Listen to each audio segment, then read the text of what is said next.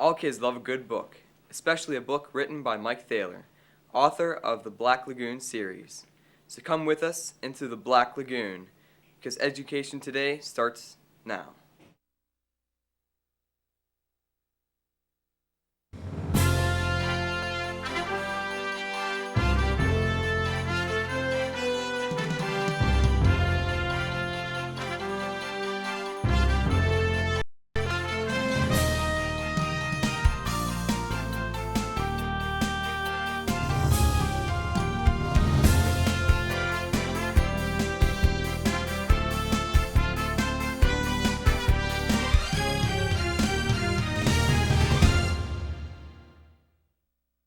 Hello and welcome to Education Today.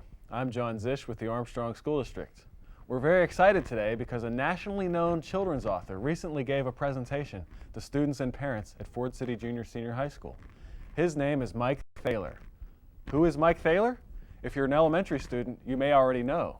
He's the author of the famous Black Lagoon series of books. To talk about his visit and also about getting kids excited about reading in general, we have Amanda Mauke with us today.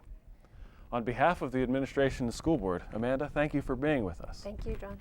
Would you please tell us a little bit about yourself? Well, as you said, I am one of the reading specialists in the Armstrong School District. Presently, I work at Katanning Township Elementary and Divine Redeemer Catholic School in Ford City in the afternoons. Ah, very good. A little bit about Mike Thaler's work, and we're going to see some of his books, I guess, on this show, but can you tell me, in your experience, why do kids love Mike Thaler's books so much, the Black Lagoon series and all of them? The books written by Mike Thaler tend to be written from a child's point of view. They are usually written based upon what the child perceives based upon hearsay until they really experience the event and realize that it's actually a better outcome. They always perceive the worst, and that's typical of many of his books. Yeah, one of them, the teacher from the Black Lagoon, is about Mrs. Green. Yes, Mrs. Green is perceived as a monstrous green dinosaur figure that has smoke coming out of her nostrils. But until the little boy in the story actually gets acquainted with Mrs. Green, he is going on hearsay of other students and their experiences and thoughts that they have about her. And then at the end of the story, Mrs. Green ends up being a very nice, friendly teacher. Yes.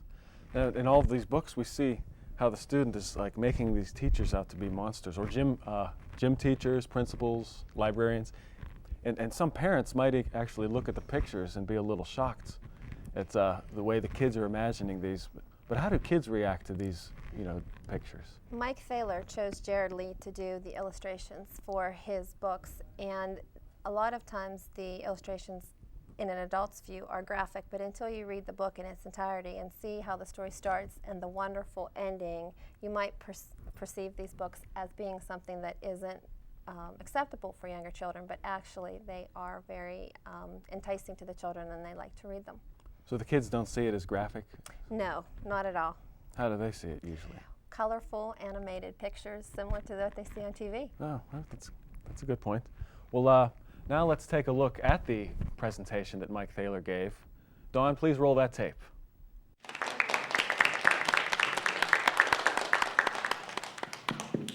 Well, thank you. Let's start off with some knock-knock jokes. These are monsters knocking at your door. Knock, knock. Zombies. Zombies make honey and zombies don't. Knock, knock. How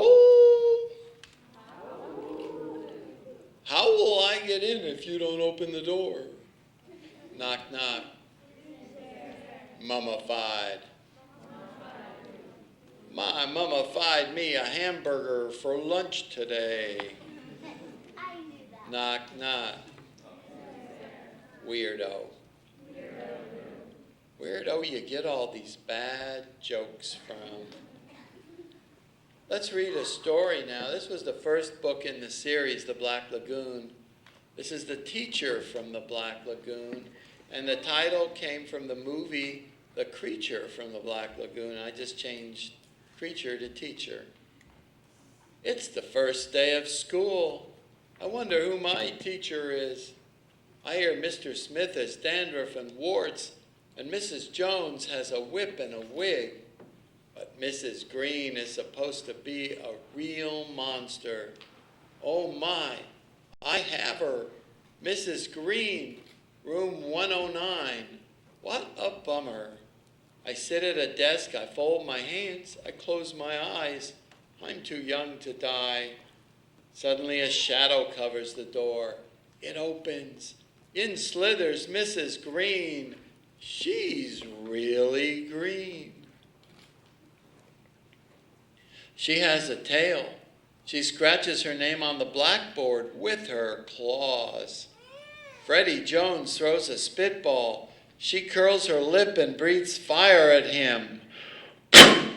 Freddie's gone. There's just a little pile of ashes on his desk. Talk about bad breath, giggles Eric Porter. She slithers over, unscrews his head, and puts it on the globe stand. I bet she gives homework the first day of school. Your homework for today, grins Mrs. Green, smoke rising from her nostrils, is pages 1 to 200 in your math book. All the fraction problems. We've never had fractions, shouts Derek Bloom. Come up here, she beckons with her claw. Derek stands by her desk. This is a hole, boy, she smirks. She takes a big bite. This is half a boy. Now you've had fractions. Doris Fodel cracks her gum. Mrs. Green swallows her in one gulp. No chewing in class, she smiles. Mr. Bender, the principal, sticks his head in. Keep up the good work, he nods and closes the door. I wish I could get sent to the principal's office. Let's call the roll, cackles Mrs. Green. Freddie Jones is absent. Derek Bloom is half here. Eric Porter is here and there. Doris Fodel is digesting. What about spelling, shouts Randy Potts. Oh, spelling can be fun, beams Mrs. Green, wiggling her fingers at him. Abracadabra, kazam. That's tough to spell, says Randy. Suddenly there's a flash of light, a puff of smoke, and Randy's a frog. Penny Weber raises her hand. Can I go to the nurse, she whines. What's wrong, asks Mrs. Green. I have a huge headache, says Penny. Mrs. Green wriggles her fingers. There's another flash of light, and Penny's head is the size of a pin. Better? Asks Mrs. Green. Now it's nap time. Everyone who still has one, put your head on your desk. I hope I make it to recess. Sweet dreams, she cackles as I close my eyes. Suddenly the bell rings. I wake up. There's a pretty woman writing her name on the blackboard. She has real skin and no tail. I'm Mrs. Green, your teacher, she smiles. I jump out of my chair, run up and hug her. Well, thank you, she says. I'm glad to be here. Not as glad as I am.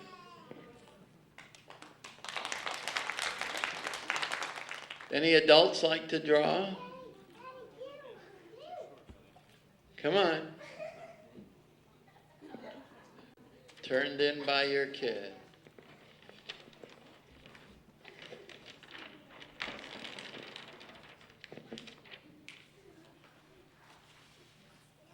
Okay, so what's your name?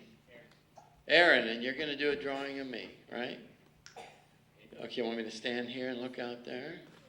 Okay, wait, I got to comb my hair. Okay. Aaron's going to do a drawing of me now. Yeah, you should look. I mean, you got to look. If you're going to do a portrait, you got to look.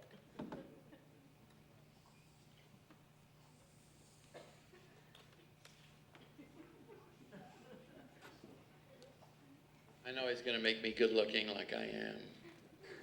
Draw all my muscles and things like that.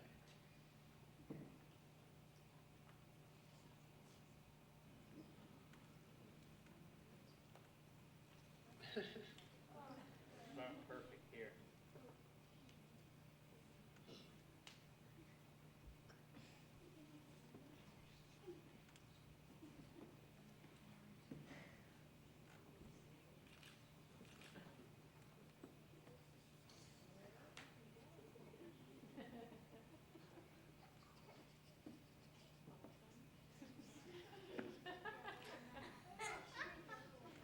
There we go. You done? Yep. Should I look at it? Sign your drawing, Aaron. Give him a hand. Good job. That was tremendous. Now, Amanda, what do you think, what did it take to bring a nationally acclaimed author like Mike Thaler here? Well, the actual process of bringing Mike Thaler here took over a year. I had previously worked at another school district, and I had contacted him in the beginning of the school year, and the entire process of making the accommodations for him as far as travel, where he would stay, and one of the stipulations to bring Mike Thaler here is the fact that you have more than one school district involved. So I was able to do networking with the school district that I was in, the Borough School District, and work with administrators from Highland School District, Deer Lakes, and here in Armstrong to bring him to visit with the students and have a presentation. Can you tell me a little bit more about just what it's like to try and contact someone of that stature and the back and forth that it takes sometimes? Well, Mr. Thaler does live in Oregon, and the bulk of the year, the school year actually, the 9 months, he spends 3 weeks out of a month on the road traveling all across the United States, visiting different school districts and at conferences and so on. So it was a process that took a while as far as we played phone tag for weeks just trying to communicate as far as dates, locations, and I knew that he would be attending the library conference in Pittsburgh in October, so he was able to fit us in at the beginning of the week and then attend the library conference at the latter part of the week. That's right. And so we had him on October 5th, and the rest is history. Right. Thanks for all your help in getting him here. And it was well worth all of the work. Yes. Well, in your own opinion, what was the major educational benefit of Mike Thaler's visits? Well, as you saw in the presentation, he encouraged children to write their own books and to write their own riddles, and the way he engaged the children doing that in the small group setting that he talked to, he also urged the parents to work with their children to make these books, and that anybody can make a book, not just Mike Thaler, that any student, any parent in the audience can make a book as well. That's interesting. Yeah, and we did see a lot of parents in the audience. Active parent involvement, yes. I was going to ask, why is it so crucial that parents be involved in child's reading progress? Well, even from birth, parents play a big part as the role models to their children and build their whole reading development. In the story you saw, I'm sorry, not in the story, in the clip you saw that all the parents were actively engaged with Mike Thaler's presentation, and that was the goal for parent presentation. And the more parents spend reading with their children and are role models showing that their children that they are reading the newspaper or a book, the more a child will want to read. So it's always important for the parents to be positive role models. Just in the habits of reading a newspaper, it can have a big effect on your child. Yes, modeling. Okay. Well, we're going to take a short break, and we'll be right back with Amanda Malky to talk about how to get kids excited about reading.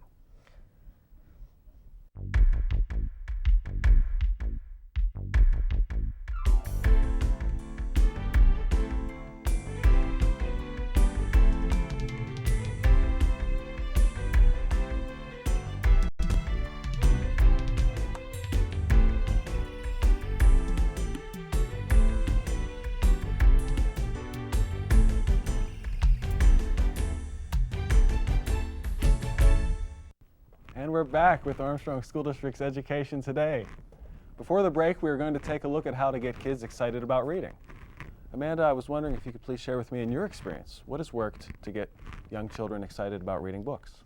Well, the first thing to do is to always make sure that you offer a wide selection of books for the children to select from, but also you have to make sure that you know the ability level of those children as far as how well they're able to read, so that you can have a wide variety of books that they can choose from. And also you have to see what they're interested in. Lots of boys are interested in the author Matt Christopher because he writes about sports. Then you have girls that like the Junie B. Jones series or any books written by Judy Blume or Beverly Cleary, because they all tend to be more books that are similar to the life of girls, the experiences that they have throughout their school career.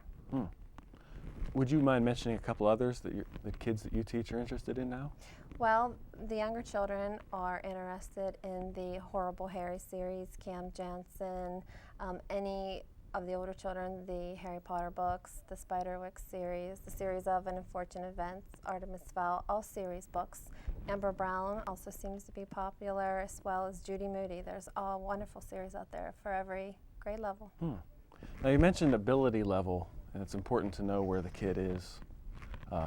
As far as their ability to read That's correct. independently without frustration, you never want to give a novel to a child and them not be able to read it and struggle with it. And if you do come across that situation, that's a time when a parent might want to buddy read with that child, whereas they read a page, or even read that book orally to their child if their child wants to continue on with the book. That's good advice.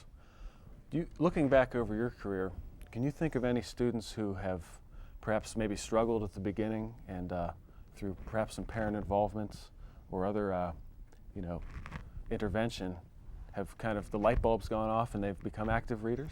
I have had a lot of success stories in my career, and I know that working with children that struggle in the area of reading, all of that time in small group or individualized instruction does pay off, but what's important is that there's parental support so that the parent is reinforcing what we are doing with their children. And there are children that once they get that little additional bump that they need and all of the help, whether it's in decoding or phonics skills or comprehension or vocabulary, once they feel that they have that base, they just go off, build off upon that, and they take off, and then you have an avid reader. It's all parts of the puzzle come together. Can you tell me any, without mentioning any names, any examples of a student that might fit that category? I can think of a little girl in particular. She had struggled because she had not gotten a significant base in kindergarten, and in first grade they started the reading process, and it seemed to be moving too quickly for her. So with my help and with strong parental involvement from her parents, she was able to grow in the areas that she needed, and we got her interested in a series of books, the Horrible Harry series. Horrible Harry. Then she started reading through that series and then just continued to branch on, and now she's a wonderful avid reader. It's an amazing story.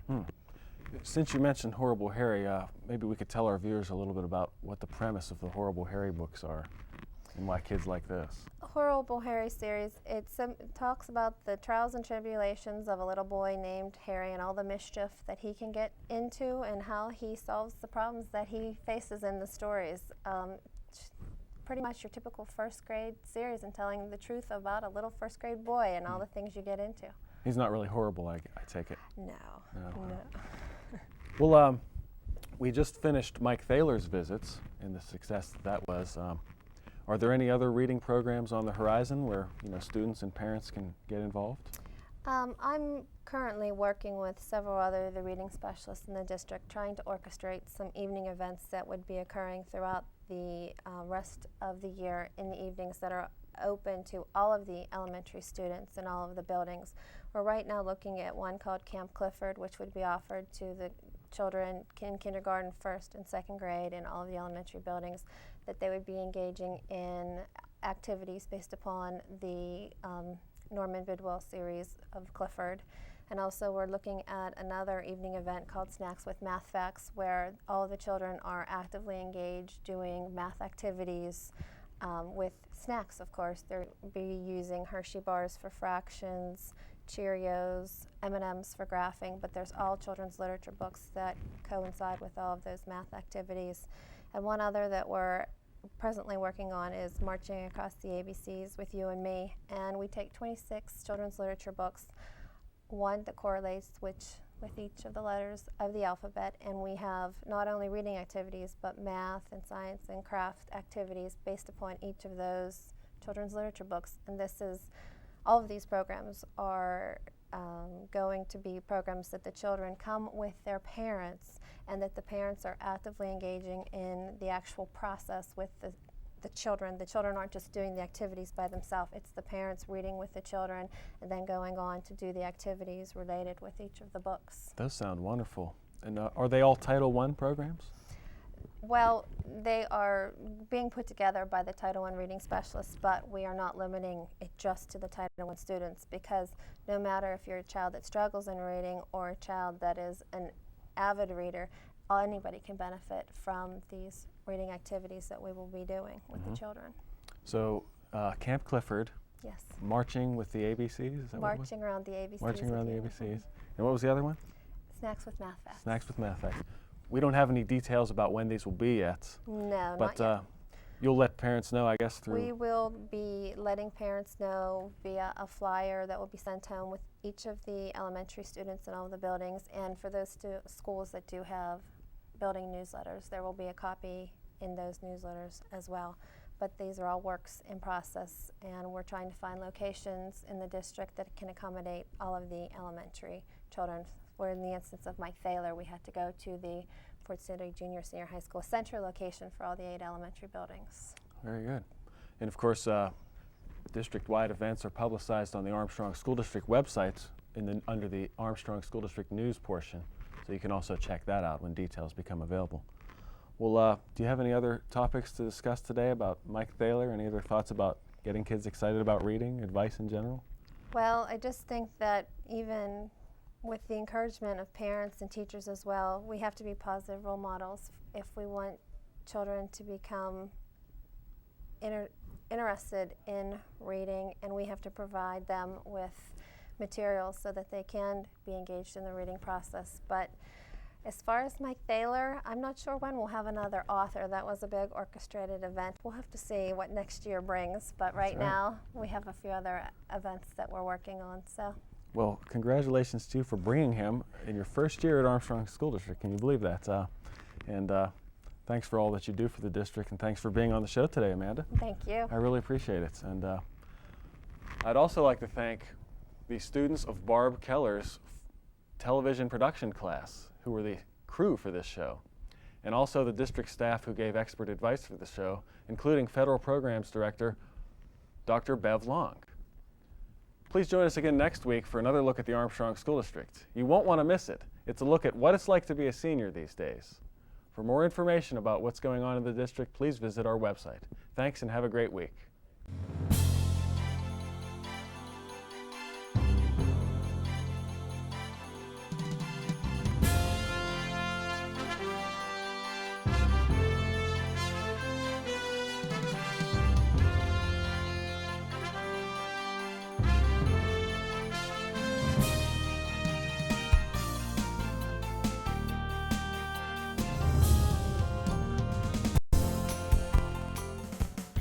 Students and teachers from the Armstrong School District have raised almost $13,200 for Hurricane Katrina relief. They've done it through penny wars, dress down days, and of course, plenty of lighthearted student fun. Here's a look at some of the projects. At Katanning Township Elementary, 4th grade teacher Karen Ziegler gets to be the principal for a day because the students in her class raised the most money in a recent coin drive. Her classroom for the day will be taught by none other than Principal Paula Kioski. At Fort City Junior Senior High School, students sold wristbands that read Katrina Relief Fund during the week of September 26th. At Elderton Elementary, teachers and staff are hosting a sausage and pancake breakfast from 7 to 11 a.m. Saturday, October 22nd. This must-attend event will be at the elementary school located at 239 South Lytle Street in Elderton. The public is invited. All proceeds will go to the relief effort. The school has also partnered with the mayor of Elderton, Larry Prue, for a community-wide donation effort starting Monday, October 24th and ending Friday, October 28th. At Elderton Junior Senior High, students paid 25 cents to enter a drawing. The prize? 8 students got to sit in a comfy reclining chair during classes while teachers served them snacks. Here's a look at some of the Elderton Junior-Senior High School students relaxing after winning the pictures. The following schools also collected coins, money, or pledges from students, parents, teachers, or staff: Dayton, East Franklin, Lenape, North Buffalo, Shannock Valley, and West Hills. At the secondary level, these schools included West Shamokin, Kittanning Area Middle, and Fort City. Many students helped by counting and wrapping the collections. Other schools had dress-down days and hats where students and teachers paid $1 to participate. They included Fort City, Kittanning Area Middle, and Kittanning Senior High. More money is coming in as the district approaches its October 31st fundraising deadline. The money will go to the American Red Cross Armstrong County chapter for Hurricane Katrina relief efforts. A big thank you to all 6,200 students and 775 teachers, staff, and administrators of the Armstrong School District for your generosity. Thanks also to parents, volunteers, and other community members for your big hearts in helping the people of the Gulf Coast.